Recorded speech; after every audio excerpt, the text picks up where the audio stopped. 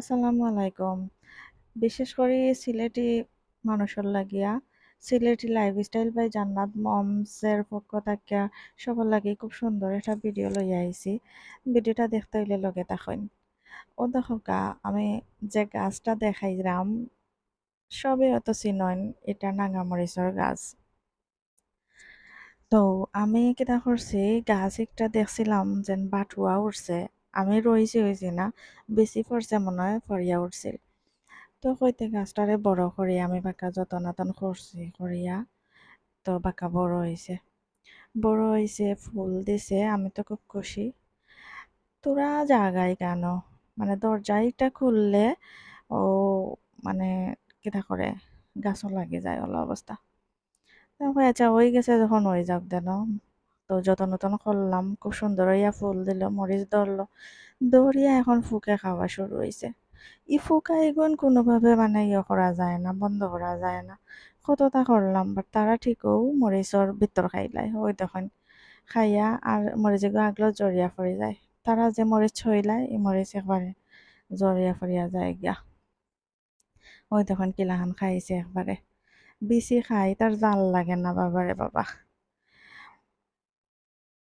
আসলে শখর জিনিস যদি নষ্ট হয়ে যায় কষ্ট লাগে। আসলে খাওয়া তো বড় কথা নাই, দেখতে সুন্দর লাগে, মানুষের বাটিয়া দিতে ভালো লাগে। তোরা জাগার মাঝে এত সুন্দর গাছটা হয়েছিল, আমার তো খুব খুশি আসলাম, কিছু করার নাই। ওই দেখেন পাখনা পাখনা খাওয়া একটা পারিয়া রাখছিলাম, খাঁচায় পাখনায় মিলাইয়া পাখনা ওগুন শুকাইয়া রাখবো আর কি, আর খাঁচা গনে খাইমু।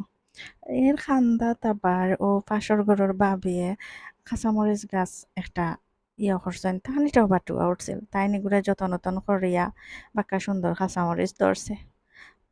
ওই দেখুন তো, যে সুন্দর সুন্দর মরিচ, এটা জাল নাই, বাট দেখতে সুন্দর লাগে।